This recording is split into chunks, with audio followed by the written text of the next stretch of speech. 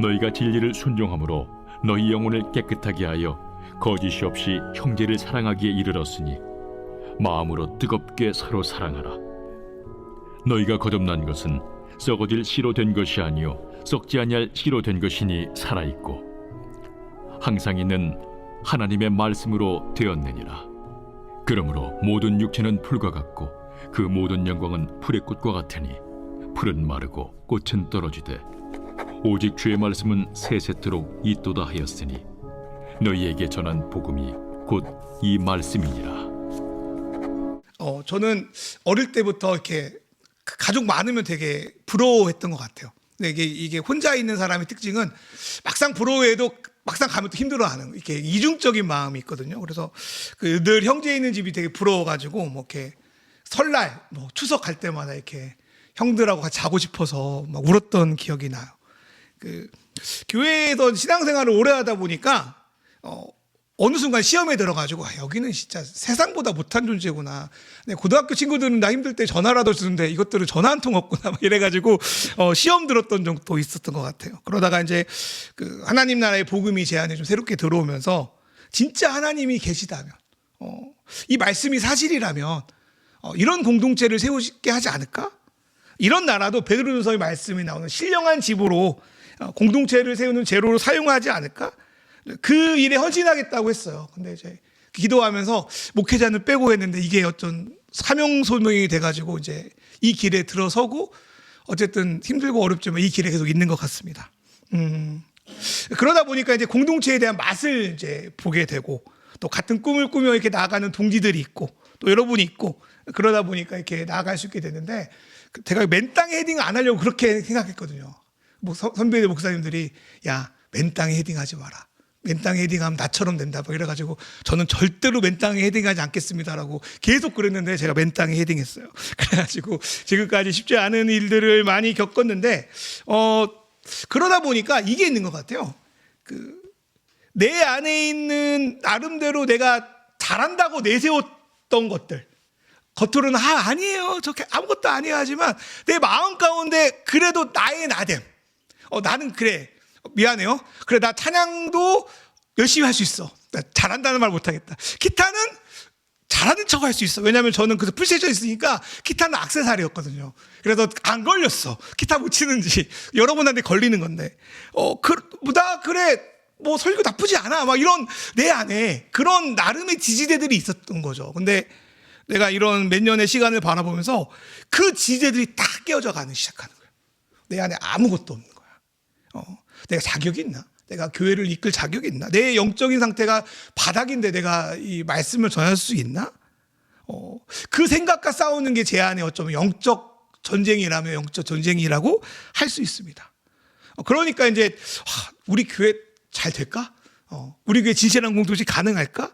이런 거에 대한 자신감도 떨어진 적도 있었는데 그래서 하나님이 저 안에 그 당시 말씀 주신 것이 예수님이 내 안에 있는 거예요. 깨어지고 망가진 내 삶에 예수가 있는 거예요. 예수라는 씨가 남아있더라고요. 그게 제 안에 붙을 수 있는 말씀이었어요. 나를 세우는 말씀이었어요. 오늘 이번에 수련회 갔다 와서 김용 목사님이 원래 공동체 세우는 건 불가능하대요. 하나님의 공동체 세우는 거는 원래 불가능하대. 내 힘으로 안 된대. 그게 어쩌면 참 위로가 돼요. 교회의 깨어짐과 망가짐, 나의 깨어짐을 보면 그래 이런 공동체 원래 안 되는구나. 내가 안 되는 거 하고 있구나. 좀 늦게 가는 거 당연하구나. 이런 생각이 들어요. 위로도 되고. 우리 사회가 그러잖아요. 우리 사회가 겉으로는 이렇게 웃고 있고 이렇게 환영합니다. 이렇게 하는데 결정적인 순간에 자기의 이익 앞에 서로를 배신하는 일이 참 많잖아요.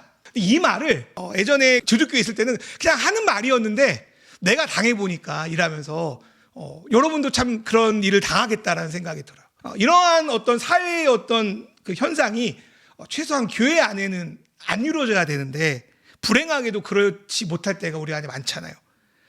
어느 것보다 나를 좀 드러내기 좀 안전한 곳이 돼야 될 텐데 또 진심을 나눠도 좀 위로받을 수 있는 곳이 돼야 되는데 세상의 영향을 받아 어쩌면 세상보다 더 유선적인 곳이 교회가 되어버린 것 같아서 좀 되게 아쉽습니다.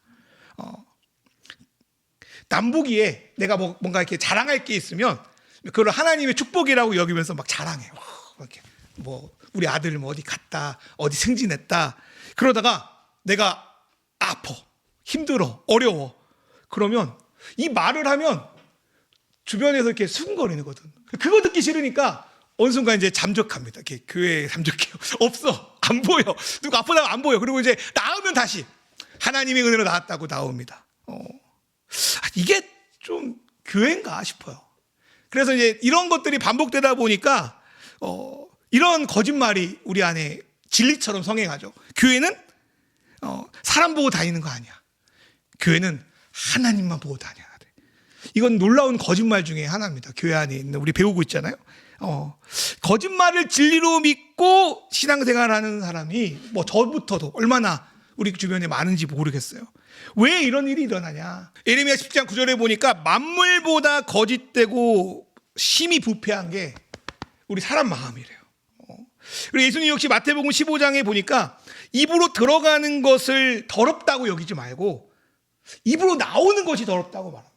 그리고 마음에 나오는 생각들을 15장 20절에 보니까 살인, 간음, 음행, 도둑질, 거짓 증언, 비방 이렇게 예를 들어서 말씀하고 있어요. 예수님이 이 말씀을 누구에게 1차적으로 했냐면 그 당시 유대인들, 특별히 그 당시 종교 지도자였던 바리새인들과 서기관들에게 이 말을 하는 거예요. 너희가 뭐 겉으로 율법 잘 지키고 깨끗하게 산다고 자랑하지 마. 너희 입에서 나오는 게 더 더럽다. 너희 입에서 나오는 게 너뿐만 아니라 너 주변에 있는 사람 다 죽이고 있지 않냐? 그 말을 하거든요. 근데 이 말씀은 무리를 향한 말씀이기도 하고 어쩌면 인간 전체를 향한 말씀이기도 합니다. 그리고 로마서 3장 10절에서 11절에 뭐라고 말합니까? 기록된 바 의인은 없나니 하나도 없다. 깨닫는 자도 없고 하나님을 찾는 자도 없다. 이게 우리 인간의 상태라는 거죠. 이런 인간이 공동체를 이룰 수가 없겠죠. 성경은 또 이렇게 말하죠. 우리가 죄로 인해서 전적으로 우리가 완전히 망가졌기 때문에 마음은 원해. 마음은 사랑하고 온전한 관계를 누리길 원하는데 현실은 하나님을 떠나고 싶대요. 서로를 해칩니다. 자기 자신을 망가뜨리는 일을 반복합니다. 교회도 비슷하겠죠. 한국 사회에 비치는 교회 역시 어쩌면 세상과 별다를 게 없는, 어쩌면 세상보다 더 위선적인 모습으로 비치기 때문에 성경에서 말하는 진실한 공동체는 요즘 말로 이번 생에는 이루어질 것 같지 않다. 우리는 다음 생이 이제 하나님 나라니까 하나님 나라 가서나 이루어지겠다, 천국 가서나 이루어지겠다는 잘못된 믿음이 우리 안에 강력하게 진리로 역사하는 것이 사실입니다. 성경은 우리에게 이 진실한 공동체가 이 땅에 불가능하지 않다라고 말합니다. 일반적으로는 불가능해. 너의 능력으로는 불가능해. 그런데 하나님이 그걸 가능하게 하신다고 말씀하는 거죠. 우리가 정말 하나님이 살아계심을 믿는다면, 성경이 그걸 증언하고 그거를 정말 우리가 우리 안에 믿는다면 하나님 나라가 우리 가운데 임했다는 강력한 표지 중에 하나인 서로 사랑하는 진실한 공동체도 점점점 가능하다, 성경은 우리에게 말합니다. 특별히 오늘 읽었던 베드로서 말씀은 공동체를 세울 수 있는 하나님 나라의 방식이 무엇인지 우리에게 가르쳐주고 있어요. 첫 번째로 진리에 순종할 때 가능합니다. 우리 베드로서 1장 22절 말씀 아까 읽었지만 한 번 더 읽어볼게요.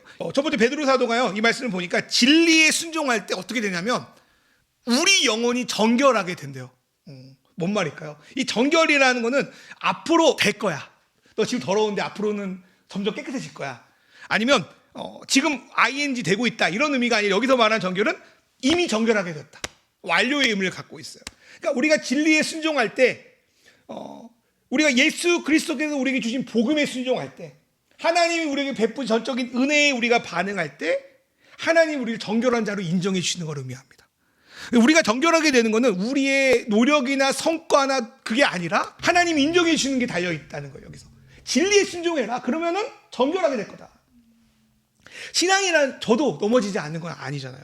저도 그렇고 믿음의 대선배들이신 사도들도 끊임없이 넘어졌어요. 그때 말씀 앞에, 진리 앞에, 주님 앞에 나를 비추고 다시금 힘을 얻고 잘못된 곳에서 내가 돌이켜 회개하며 나갈 수 있었던 이유는 하나님이 우리에게 행하신 그 진리, 예수의 복음입니다. 다시 한번 말하지만 믿음의 근거는 우리에게 있지 않잖아요. 믿으시죠? 믿음의 근거는 우리에게 있지 않아요. 믿음의 근거는 하나님이 우리에게 이루신 일에 달려있어요. 하나님이 우리에게 하신 일에 달려있어요. 내가 종이 아니구나. 내가 직장에서는 말단 직원으로 지금 팍팍 긁고 있는데 내가 종이 아니고 내가 하나님의 자녀구나. 하나님 보시기에 내가 정결한 존재가 되었구나. 그 진리를 내 안에 같이, 내 안에 중심 메시지로 내가 새기고 받아들일 때 진실한 공동체가 시작되는 거죠. 두 번째로 하나님이 하신 일을 내가 진리로 받아들이면 어떤 일이 벌어지냐면 22절의 말씀 보니까 거짓 없는 형제 사랑에 이르러요. 거짓 없는 성제 사랑. 이 거짓이라는 말은 원어로 보니 유선적이지 않은, 꾸밈 없는, 진실한 그런 사랑으로 번역할 수 있습니다. 솔직히 사랑받는 거 싫어하는 사람 없잖아요. 그런데 나를 있는 그대로 받아줄 사람은 쉽지 않은 것 같아요. 그리고 그렇게 생각하니까 나도 어떻게든 내 있는 모습 그대로 보여주는 게 아니라 남들이 나를 사랑받을 수 있을 만큼 포장하려고 하죠. 문제는 그렇다 보니까 진짜 내 모습과 다른 또 다른 나의 모습을 상대에게 보여줄 수밖에 없어요. 사랑받으려니까. 내 모습을 들키면 사랑 안 해줄 것 같으니까 다른 모습을 보여주는 거예요. 그러니까 이제 그러면서 어떤 일이 벌어지냐면 진짜 내 얼굴은 이런 게 아닌데, 서로를 진심으로 사랑하고 싶어도 이전에 봤던 상처, 내가 걸릴까봐, 내가 내 모습 걸리면 어떻게 하지라는 그런 것들, 이전에 받았던 배신이 내 안에 올무가 되어서 서로 대하지 못하게 만들어요. 진실하게 사랑할 수 없게 만들어요. 그리스도의 복음은 그런데 우리를 위선적인 사랑이 아닌 서로 진심으로 대하는, 허물을 받아들일 수 있는 그런 사랑을 하게 한다고 우리에게 증언하고 있습니다. 베드로 사도는요, 근데 되게 재밌는 건 막 무슨 비법, 방법, 기술 뭐 이런 이야기 하지 않아요. 오히려 베드로는 뭐라고 말하냐면 우리 양심이, 우리 마음이 그리스도를 주인으로 받아들일 때 이렇게 놀라운 변화가 일어난다고. 되게 이거 허무하죠. 무슨 방법이 있을 것 같고 왕도가 있을 것 같은데, 베드로 사도는 네가 예수를 온전히 받아들이고 그 진리를 네 안에 받아들이면 네 양심이 새롭게 된다. 이게 베드로전서의 되게 강력한 주제 중에 하나거든요. 하나님은 그리스도를 진짜 주인으로 받아들인 사람의 양심을 회복시킵니다. 예전에는 거리낌 없게 행했던 것도 점점 하기 어려워지고, 하나님이 양심을 회복하니까 서로를 신뢰하고 진실하게 대하기 시작합니다. 그래서 복음을 받아들이는 게 중요하죠.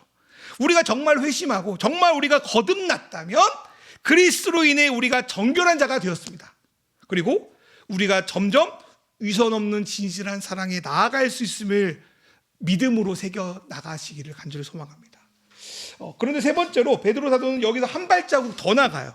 이거는 좀 되게 부담스러워요. 단어가 마음으로 뜨겁게 사랑하래. 되게 부담스럽지 않아요? 뜨겁게. 진실까지니까 그럴 수 있는데 어떻게 뜨겁게 사랑하는 건데 열을 내야 되나 이렇게 좀 부담스럽긴 해요. 베드로가요, 그 진정 그리스도가 너희 안에 있다면, 우리 모임 안에 있다면 너희는 점점 더 사랑의 전문가로 반드시 나아갈 거야를 말씀하고 있는 거죠. 기독교인은 사랑 전문가예요, 여러분. 그리스도인들. 왜냐하면 우리 주님이 사랑 전문가니까 그분을 닮아갈 수밖에 없죠. 예를 들어서 씨앗을 땅에 심었어요. 거기다 물도 주고 거름도 주고 햇빛도 적당히 씌워줬는데 싹이 안 나, 안 자라.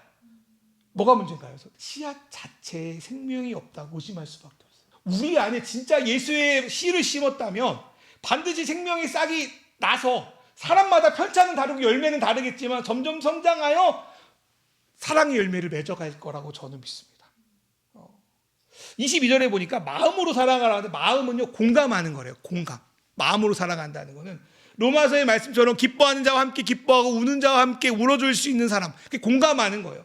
공감의 능력은 사람마다 좀 차이가 있는 건 사실이에요. 그런데 그것들을 배워가는 것은 어쩌면 그리스도인들에게 선택 과목이 아니라 필수 과목과도 같아요. 점점 공감하는 법을 배워야 돼요. 그러기 위해서 우리가 가장 해야 되는 것 중에 하나는 다른 사람의 이야기를 좀 듣는 거예요. 다른 사람이 이야기할 때 저 사람에게 필요한 게 뭐지? 내가 무슨 말을 할지를 고민하면 그 사람 말을 못 들어요. 근데 저기 코칭 하시는 분이 그냥 들어. 네가 뭐라고 말할 생각 않고. 되게 불안하더라고. 무슨 말 하지? 나 목사고 전도사인데 무슨 말 해주지? 가만히 그래. 근데 듣다 보니까 자연스럽게 말이 나오더라고. 그 사람을 이해하다 보니까. 그러기 우리는 자기 생각을 내려놓고 상대방에게 집중해야 돼요. 하나님도 마찬가지죠. 기도도 그렇잖아요. 내가 하나님 이거 주세요 저거 주세요 막 쏟아내. 그러고 하나님 오케이 하고 일어나 버려. 그럼 하나님은 이제 너도 내 말 좀 들어라고 딱 있는데 하나님이 되게 당황스럽지 않겠어요? 근데 우리 하나님께 우리 생각과 요구는 잘 올려드리지만 그분의 마음과 뜻이 무엇인지 잘 들으려고, 잘 묵상하려고 하지 않아요. 근데 예수님이 진짜 나의 주인이라면, 여러분 주인 앞에 여러분 말만 하고 가지 않잖아. 주인 앞에, 상관 앞에 우리는 듣게 됩니다. 그분의 음성을 듣게 되고, 그러다 보니까 내 주변의 사람들의 말도 경청하고 결국 공감하게 됩니다. 그게 마음으로 사랑하는 법. 거죠. 두 번째로 베드로 사도는요, 뜨겁게 사랑하라고 하는데, 그러니까 이거는 뭐 그런 진한 사랑도 있겠지만 지속적으로 내가 이 사랑으로 해서 쓰는 에너지를 말해요. 여러분 예배 올 때 에너지를 쓰잖아요. 그죠? 같이 모임할 때 에너지를 쓰잖아요. 같이 뭐 예물 드릴 때 에너지를 쓰잖아요. 그 에너지를 지불하는 것, 대가를 지불하는 것, 이게 진한 사랑, 뜨거운 사랑이에요. 사랑하기 어려운 것 중 하나가 이 대가를 지불하기 어려운 거예요. 우리가 어느 정도 관계가 가다가 선을 긋는 거는 그 이상 내가 에너지를 쓰기가 어려운 거예요. 아무나 사랑할 수 없어요. 그런데 하나님이 사랑하라고 하는 대상에게 시간과 나의 에너지를 들어고 쓰는 거, 이게 뜨겁게 사랑하는 거예요. 예수님이 우리를 어떻게 사랑하셨어요? 엄청난 대가를 지불하셨잖아요. 주님이 우리를 뜨겁게 사랑하신 거예요. 하나님이 자기 아들의 생명을 보내시기까지 뜨겁게 사랑하신 거예요. 그렇다면 우리도, 그 사랑을 받은 우리도 점점 뜨겁게 사랑하는 단계까지 나아가라고 오늘 말씀합니다. 이렇게만 들으면 이제 그래, 그런 사랑해야지. 근데 가면 또 내가 그런 사랑 못하는구나 하고 또 절망하게 되잖아요. 그러면 이제 어떻게 이 사랑을 할 수 있을까? 왜 이 사랑이 안 되나? 내가 이제 뭘 말씀드리니까 내 마음 안에 장애물이 있어서 그래요. 장애물. 먼저 우리 안에 뭐 장애물이 이중벽이에요. 저희 집이요. 네, 죄송해요. 저희 집 자랑하는 것 같은데 이중창문이에요. 이중창문. 다 이중창문인가요? 네. 형이 이중창문이도. 저희 어머니 이중창문 아니야. 그래서 내가 어머니 집 사실 때 여기 다른 거 다 좋은데 다른 거 안 보고 여기 이중창문 아니네. 안 좋은데. 네, 이렇게 말했어. 나는 맨날 교회 사택에 살다가 이중창문 되니까 따뜻해. 그 온기가 안 빠져나가. 근데 마음이 이중창문이 있는 거야, 우리 안에. 그러니까 겉은 멀쩡해져도 이게 부정적으로 이중창문이 있는 거야. 내가 이중창문이 있으니까 내 안에 잘못된 열등의식이나 우월의식이 사람과의 관계를 왜곡시켜요. 내적인, 내벽이라고 표현할 수 있을 것 같아요. 그리고 우리의 욕망은 어떤 진실하게 저 사람과 관계를 맺는 것이 아니라 내가 원하는 방식을 이용하려고 하니까 관계를 깨트려요. 그리고 외벽은 뭐냐면 상대를 향한 바라보는 어떤 편견, 좀 안 좋은 면들이 외벽이겠죠. 근데 내가 아무리 그래, 내 외벽과 내벽을 주의 말씀으로 막 낮춰, 담을 막 무너뜨려. 근데 상대가 벽이 세우고 있어. 그럼 내가 아무리 벽을 부셔도 이게 관계가 성립이 안 되는 거야. 이게 참 어려운 거라고 생각이 들어요. 내가 진심으로 뭔가를 내 마음을 보여주고 사랑하려고 해도 상대가 나를 오해하고 진심을 알아주지 않고 그 사람이 갖고 있는 이전의 상처를 가지고 나를 바라보면 너무 어려운 거야. 진실한 관계가 안 되는 거예요. 그러다 보니까 나름대로 마음을 활짝 열었는데 상처받고 다시 닫아. 그래야 꽁꽁 쌓여 있는 거야. 겉으로 멀쩡해 보이고 이미 내면에 이런 이중벽을 갖고 있는 상태에서 관계를 맺으니까 이 문제가 언젠가 계속 불거져서 서로를 상처 주게 되고 피상적인 관계만 맺게 한다고 봐요. 그런데 본질적으로 이런 벽을 넘어 서로에게 진심으로 사랑할 수 있는 방법이 뭐가 있을까? 앞에서 말했지만 기초를 세우는 게 중요해요. 아까 말했지만 영혼의 정결함, 하나님 말씀, 하나님 복음, 그리스도를 내가 받아들임으로 이전의 삶과 전혀 다른 존재가 내가 되었구나.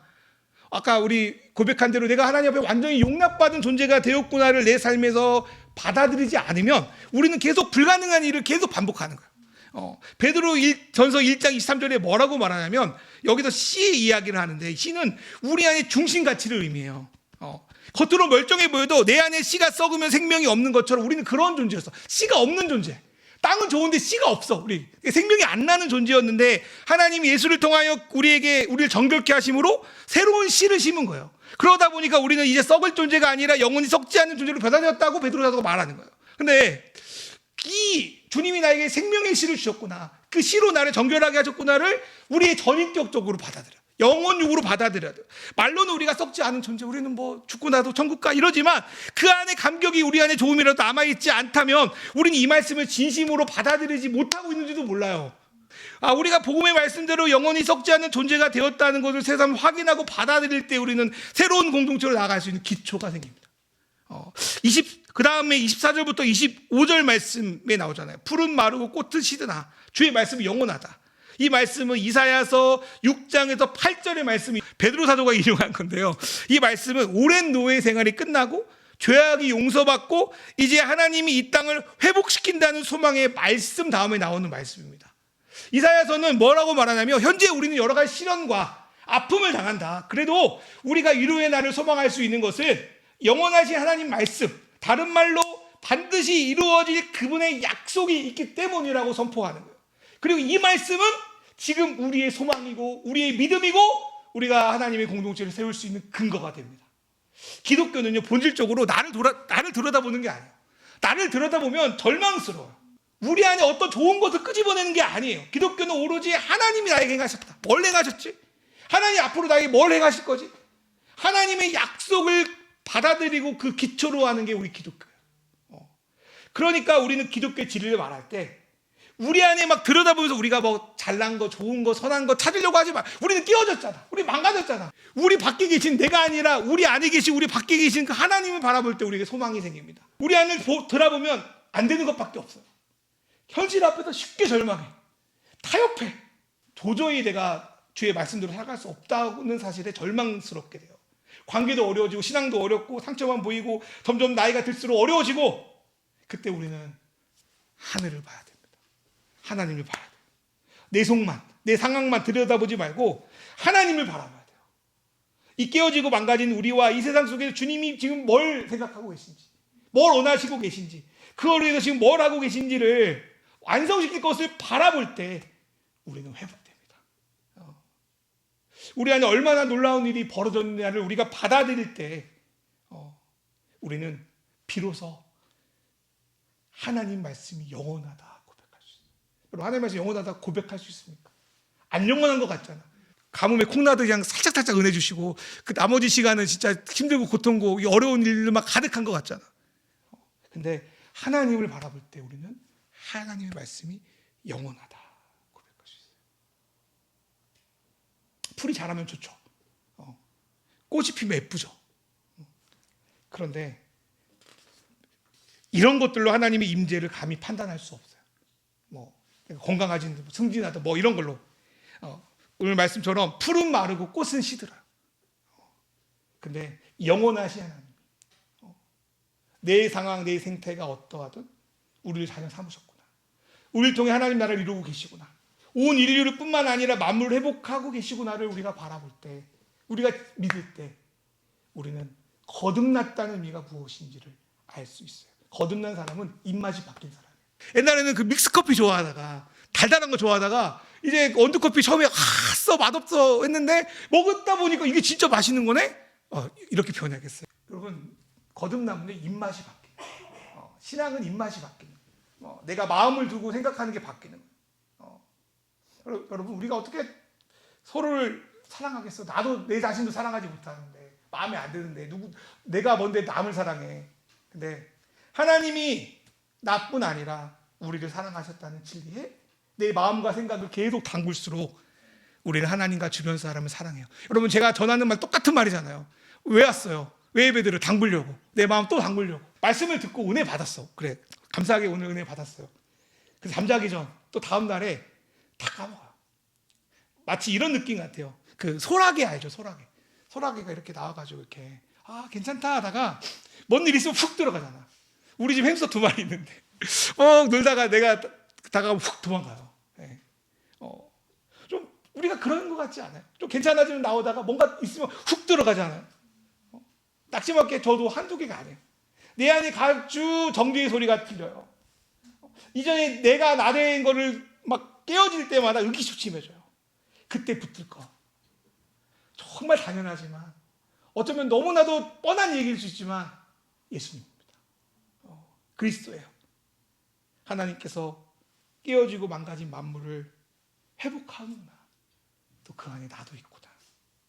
만약 예수님이 없었다면 그냥 허무하게 살아갈 존재였는데 주님이 나를 정결하게 여기고 가치 있게 여겨준다는 그 사실을 우리가 바라볼 때 하루 살아갈 힘이 생긴다고 저는 믿습니다. 그럴 때 외벽이 무너집니다. 그럴 때 내 벽이 무너져요. 하나님 옆에 나를 바라보면 추악해. 소망이 없어. 근데 그것만 보면 끝나는 게 아니에요. 하나님 옆에 내가 얼마나 존귀한 자인지, 세상 어떤 누구도 판단할 수 없는 가치가 내 안에 있는지, 그리고 하나님이 나를 얼마나 있는 그대로 사랑해 주신지를 바라볼 때 우리 안의 외벽과 내벽이 무너지게 됩니다. 우리가 이제 아무리 신앙생활해도 그 얼굴빛이 좋아지지 않는 이유 중에 하나가 하나님 하신 말씀을 안 믿기 때문이랍니다. 그대로 안 믿기 때문에. 사람은 좋은 일 생기면 얼굴이 변하잖아요. 그죠? 누군가를 사랑하면 얼굴이 기쁘잖아요. 근데 왜 신앙생활 하는데 얼굴빛이 왜 안 좋은 거예요? 이게 화상으로 가려야 되는지 모르겠어요. 저를 이야기하는 거예요. 근데 마음이 회복되기 시작하면 다른 사람과 관계를 맺고 있는 외벽도 무너질 겁니다. 다른 사람이 나를 뻔뻔하게 해도 괜찮아요. 이미 내 안에 사랑이 있으니까. 그렇게 사람의 얼굴이, 여러분의 마음의 얼굴이 달라지면 좋겠습니다. 디모데후서 2장 22절에 이런 말씀이 있어요. 그러므로 누구든지 이런 것에서 자기를 깨끗하게 하면 귀히 쓰는 그릇이 되어 거룩하고 주인의 쓰임에 합당하여 모든 선한 일에 준비함이 되리라. 이 말씀이 이렇게 해석되더라고요. 하나님은 우리 겉이 금인지 은인지 다이아몬드인지 별로 신경 안 써요. 말랐는지 뚱뚱한지 큰지 작은지 신경 쓰지 않아요. 우리 안에 뭐가 있는 게 중요하냐면 그리스도의 메시지가 있는지가 중요해요. 깨끗하게 하면 귀히 쓰이는 그릇이 아까 베드로전서 말씀한 정결함과 닮아있어요. 그리스도의 복음이 내 안에 들어오면 정결해지는 거야. 내 안에 뭐가 담겨있냐는 거야. 여러분 마음에 뭐가 담겨있는가 중요한 거야. 금과 은이 중요하지 않아. 여러분 안에 하나님이 나를 사랑하시는구나. 하나님이 나를 가치 있게 여겨주시는구나. 하나님이 우리를 가족으로 부르셨구나. 그 메시지가 담겨있을 때 우리는 진리에 순종하게 되고 우리는 정결하게 될 수 있으며 거짓된 사랑을 뛰어넘어서 거짓 없는 사랑, 뜨거운 사랑으로 나아갈 수 있습니다. 그렇게 나아가는 저와 여러분 되기를, 그런 사람 되기를 주님의 이름으로 축원합니다.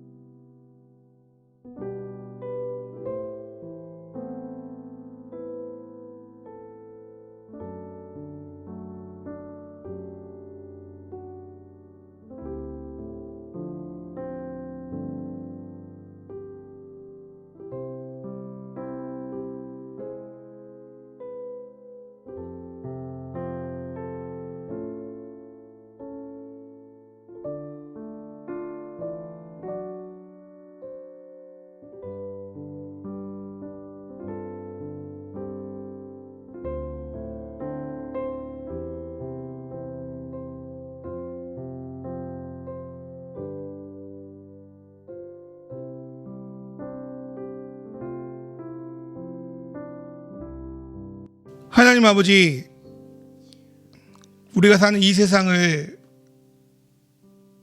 혼자 살아가기가 힘이 듭니다. 많은 사람들은 인생은 누구도 도와줄 수 없고 나 혼자서 살아가야 된다고 우리에게 이야기합니다.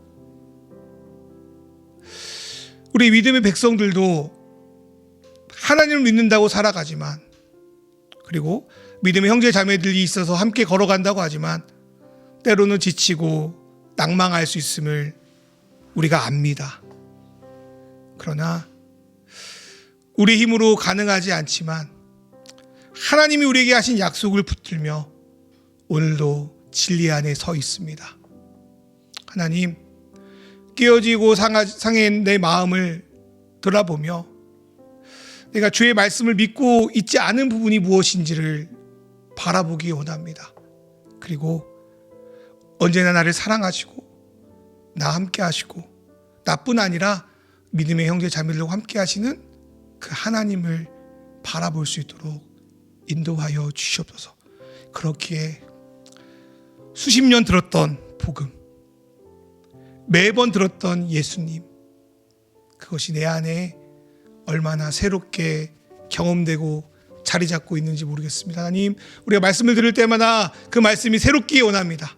말씀을 들을 때마다 그것들에게 떨리기 원합니다. 말씀을 들을 때마다 복음으로 새로워지기 원합니다.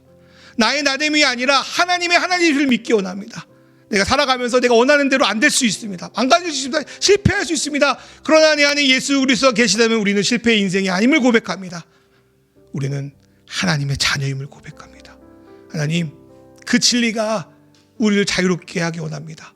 내 내면의 벽에서 진리가 우리를 자유케 하여 우리가 우리의 몸과 마음과 영혼이 그리스도 안에서 새롭게 살아갈 수 있도록 인도하여 주셔서 우리가 위선 없는 사랑을 넘어 진실한 사랑을 하며 정말 이 어려운 세상 가운데 함께 사랑으로 붙들어갈 믿음의 공동체를 세워 주시옵소서.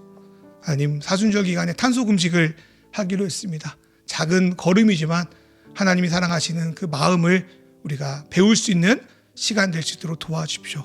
믿음으로 귀하게 예물을 드린 하나님의 자녀들을 축복해 주시고, 무엇보다 돈이 우상인 이 세상 가운데 하나님이 신이라는, 하나님이 우리의 진리라는 믿음으로 헌금을 낸 믿음의 고백들 가운데 하나님들 함께하여 주시고, 은밀한 중에서 들여다보시고 먼저 그 나라와 의를 구하게 하여 주시고, 그 모든 것을 하나님의 뜻대로 인도하여 주시옵소서.